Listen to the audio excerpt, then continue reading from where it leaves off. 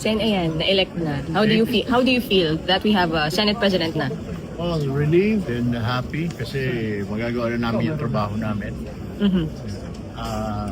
Kawawa eh. Kawawa yung taong bayan. Kawawa. Mhm. Sure, wala yung any from the Cayetano block. How do you think, ano mangyayari ngayon? Hindi ko alam. May problema na nila yun. I mean, pinapasweldoan sila ng tao. Ayaw din ang pumasok. So, nakakahiya naman.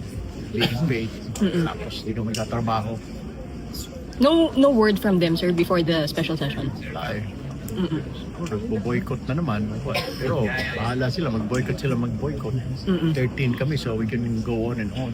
Sir, what does this say about them po? Kasi mismo Pangulo na po yung nagpatawag ng special session and yet they skipped the special session so far.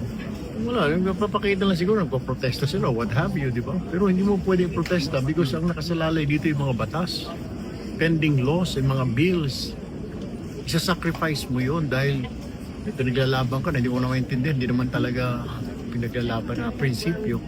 Hindi kalukuhan yung pinaglalaban siguro nila. Ayaw lang nila na may bagong majority. Hindi nila matanggap. Sir, why do you think di po tumalon yung dalawa pang additional? And would you welcome them later on po? Well, we'll see. Kasi kinakausap naman ongoing yung dialogue, mga friends.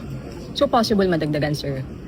Kung may tatanong. There's a possibility. Or did you know na darating po si Senator Joel prior to the special session? Si Senator JB, ang kagabi sabi niya gano'ng kakausapin niya. So it was last night yata, Senator Joel made the decision. Last night lang. Parang, kasi kinausapan niya siya, nag-heart-to-heart talk yata sila ni Senator Alan. So last night. Would you know, sir, if may in-offer kay Senator Joel para mag-jump? Ano naman? Ano yung offer namin? Siguro committee. I don't know kung anong committee. Pero other than that, kung other matters, I mean legal, wala naman kaming capability, wala kaming kuan. Dapat ang kausapin si Ombudsman, di ba? Pero wala naman dito si Ombudsman. Sir, so anong assurance nyo na lang sa public ngayon na meron ng Senate President? We will work. That's our commitment. Magtatrabaho po. Madami tayong mga pending na bills na nakabinbin lang.